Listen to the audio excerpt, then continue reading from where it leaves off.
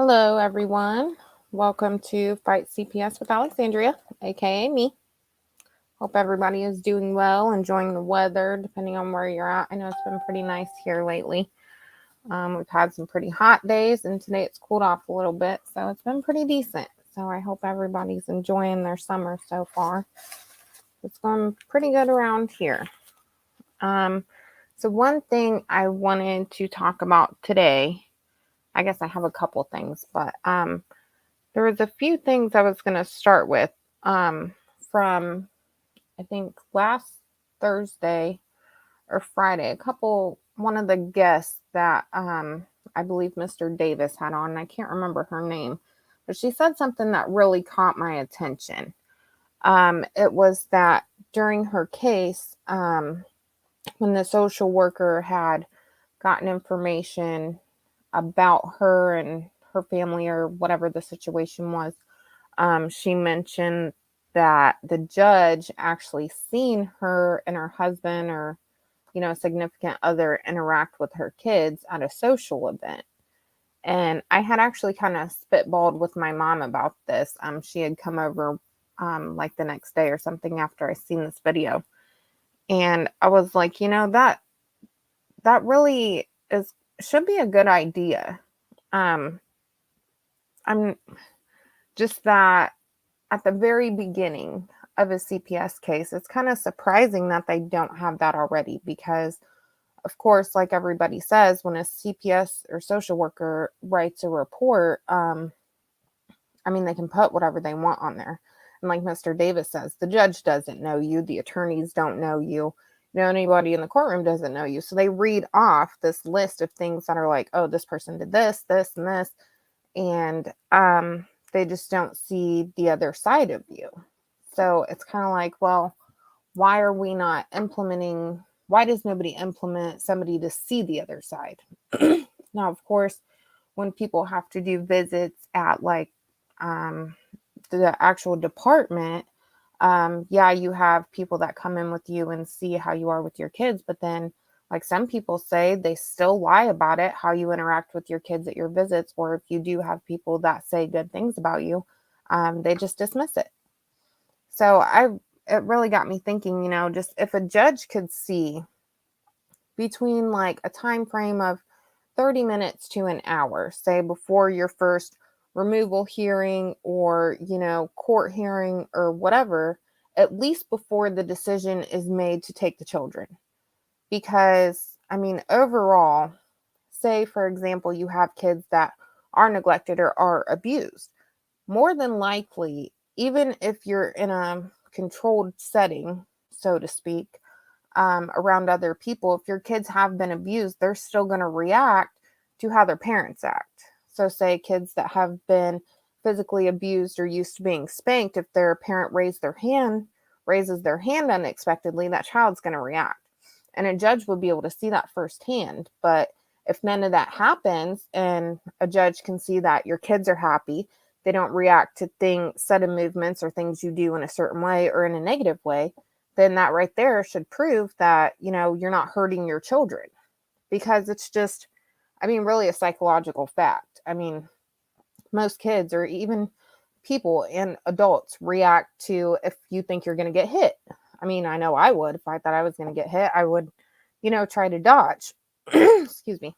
But kids are the same way. And I feel like kids react a lot more quickly sometimes than adults do, depending on the child. So, I think that's something that, people should look into. Maybe that's another change that can be made within the system, is to require a judge to see firsthand how parents interact with their children. I know it's kind of a touchy subject because judges are obviously busy and they have scheduled time frames. So that's why I said like maybe even just a short amount of time, because kids are unpredictable. First off, especially toddlers. I have 2 toddlers right now, and like some days they are super happy. So sorry. Voice is not cooperating tonight. But anyways, especially with toddlers and babies, sometimes they're super happy or they're super grouchy or they're just, all over the place. So everybody reacts differently to that. I mean, it's normal to be stressed out by it, but how you cope with that and, teach your kids, hey, we got to calm down at this time or whatever. Somebody should be able to see the positive aspects of your parenting. That's not, directly the social worker or people involved in the social worker area, because as we all know, unfortunately, they lie. So, I mean, if anybody has any comments on that, just let me know, because it was just kind of just something that popped in my head that, somebody else, another third party or whatever, should be able to see how you interact with your children and just get a little bit of insight to your family and how it really is. So that way, when a social worker says, oh, these kids are afraid of mom or they're afraid of dad, it can be proven wrong if they see that firsthand. And I feel like that should be taken into consideration. Like, I really believe that it should, because I feel like it could make a big difference, at least on a judge's perspective, if children would need to be removed, or if, like they say during emergency orders, oh, it needs to be right now and this and that. I think those are just ridiculous. I mean, unless a child is specifically in imminent danger, then they don't need to be removed. Another thing I wanted to talk about tonight was there was another guest. This is a separate one that was on Mr. Davis's show that said she had income, but it was from disability. And I've actually heard a lot of people that come on the show say this, that they get disability or social security or other things like that, as a source of income. But then the social workers still tell them that they want them to have a job, which sometimes, okay, people can do it. They can have both. But there are those people that physically can't work, or, have mental health issues to where they can't, or they can't for long periods of time. And my view on this is, unless it's court ordered, I really don't think that, social workers or the department should be making people get jobs, especially during a time where they have them doing parenting classes, drug and alcohol classes, all this other stuff. I just don't think it's fair that they try and push for them to get a job in between of doing visits and everything else if they already have a pretty steady income. I know during my case, it was back in 2020. So around that time, I mean, especially towards the beginning of the year, we had finally received the stimulus money. So for us, I mean, we had two people, so we both eventually were able to get it. Took a while to file for it, but anyways, we were able to get it. Like I said, eventually. So we lived off that. And, at the time, neither of us was working because we had income, so we really didn't need to be. So at that time, we just wanted to be with our family. And I was giving birth to my daughter. We were having a new baby in the house. So we're like, okay, we have this money. So, I mean, why should either of us go to work right now when we can be with all of our kids and still have, money to live off of and things like that? So when our case started, our social worker had pushed and pushed for one of us to start working. And of course, we were already traumatized by the experience of our kids being taken away. We were having to do random drug testing and all this stuff. And I was like, it just seems like too much to have to get a job right now, because then it puts more stress on you to have to work and deal with all the services they want you to do. And we had told our social worker, with my fiance, he has hauled Amish a lot over the years. So we're like, between him hauling Amish and the money we're getting from the state, I mean, we have everything we need. We have food, our kids have clothes, they have diapers, we have formula, we have all the basic necessities and more. We were buying them, new toys when we went to the store and whatever kids want, at that time. I mean, we did kind of spoil them a little bit. We ended up taking trips to the zoo, stuff like that. So we were doing okay. So it was like, why are you pushing for us to get a job?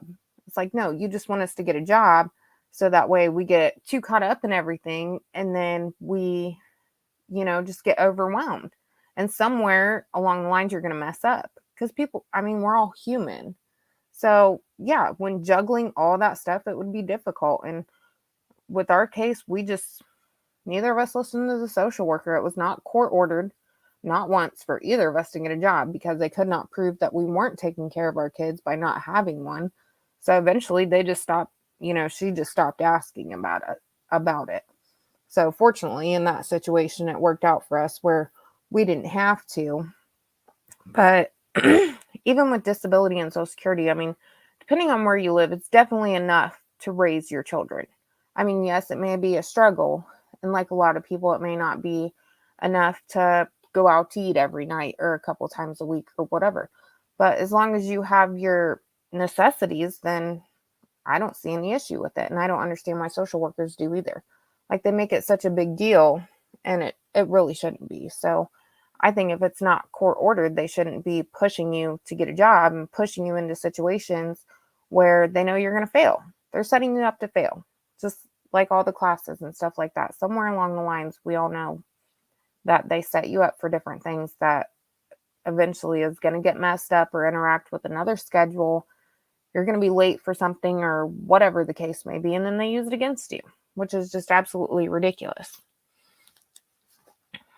So one other topic I wanted to talk about would be, because I've seen other people mention this, that when their kids are removed, even with court hearings and stuff, that it takes so long to get one. And in my case, I think still to this day just blows my mind that social workers will push and push and push, or will go get an emergency removal order to take your kids because of this, and this, whatever they want to play it out to be. And then after that, they say you have to do all these services like parenting classes, all the classes.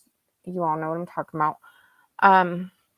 They want you to do so many classes, but then they either don't give you the information for it, they send the wrong information to the wrong place. They don't send it to you. They don't send it, to where it's supposed to be, which I have heard a lot of people, a lot of guests on the shows say that, well, they sent it to my old address and they did this, this, and this.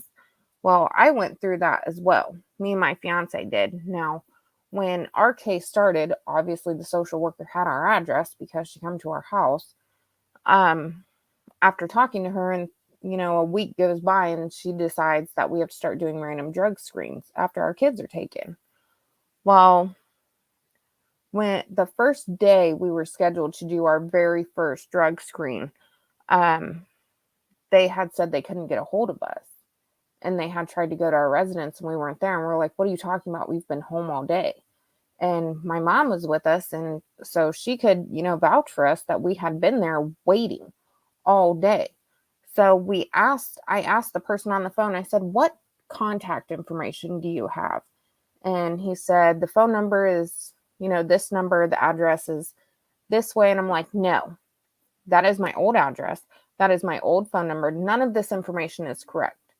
So again, it was just another thing they did to set us up to fail, because it would have been our very first drug screen and it would have looked bad, obviously, if we completed it. So I was freaking out, because I didn't want it to look bad on me and my fiance when we go back to court that we didn't do our very first drug screen, because I didn't want it to look like we're not cooperating. So I got on the phone. I am texting the social worker. I'm like, listen, I don't know what happened, but you need to fix this because you have all my correct information. There's no reason whatsoever why they shouldn't have been able to get a hold of me. And I believe her excuse was, oh, they just go by whatever is in the system and wherever your last known address is based on your ID. I'm like, okay, well, somehow this needs to be fixed because I'm not going to get faulted for not doing this when I gave you all the right information to pass along. So needless to say, our first one didn't count against us for not getting it done. The next one we were scheduled for, they come to the right place and had the correct phone information. So that's one other thing, just really quickly, and I know everybody says it all the time, but don't stop fighting and don't be afraid to stand up for yourself. Obviously there's only so much you can do and so much pushing you can do with social workers before they will retaliate. thankfully in our case, I believe the lady was just new. And, I think to an extent she was afraid that we would report her for things that she wasn't doing right. So I think that's why she was a little bit lenient with us. But I mean, for everybody, if they're doing stuff wrong, document it. Write everything down.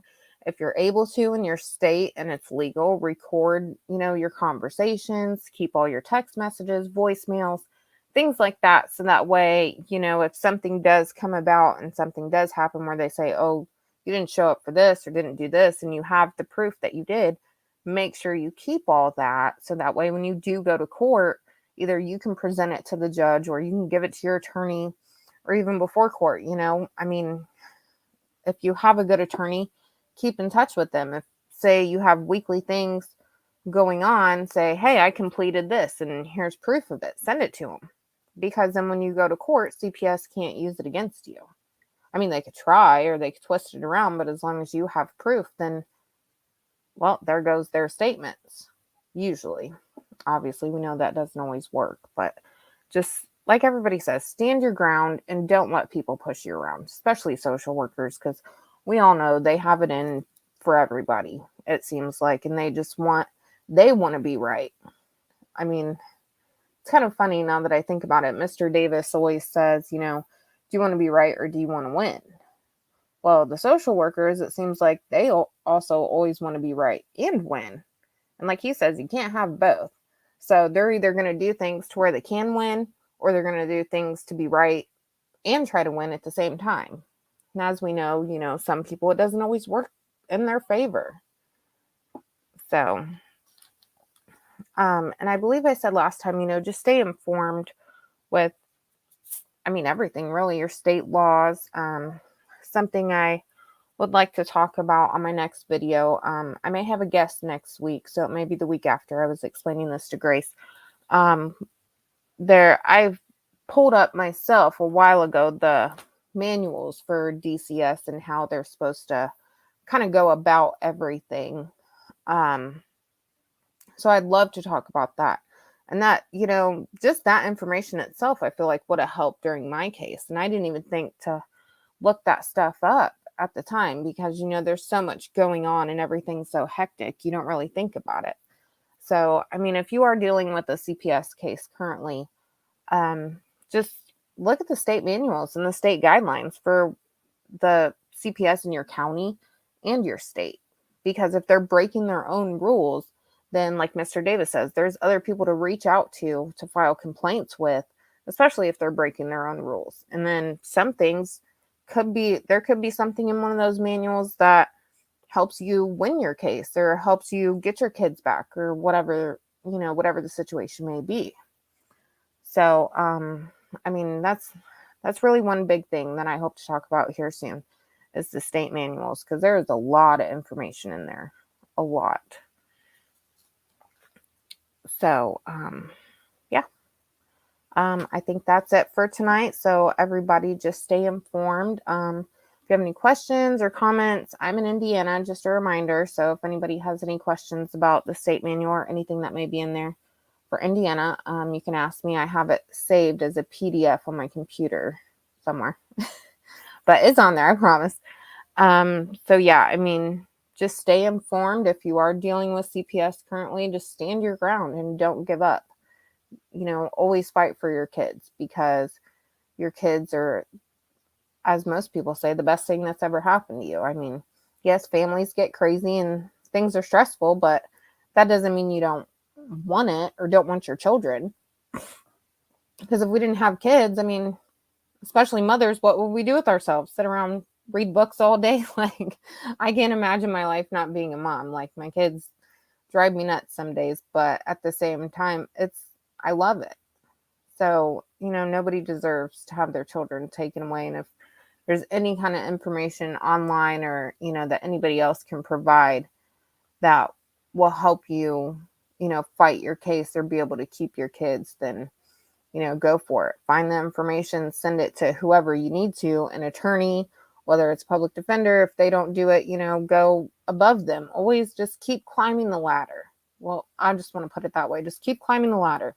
You know, I mean, everybody has a boss somewhere, so there's always a higher up. I mean, in the department, it might not always matter with social workers and DCS and people like that. Sometimes the higher ups are unfortunately in on it. And, if that's the case, just keep going. Find somebody that will hear you out and that will help you fight. Because even if there's limited people that will help you fight, always fight for yourself and your children. Don't ever stop doing that. And don't ever give up hope, because one day somebody will see the reality of how these social workers, interact and just do things the wrong way and go about things the wrong way.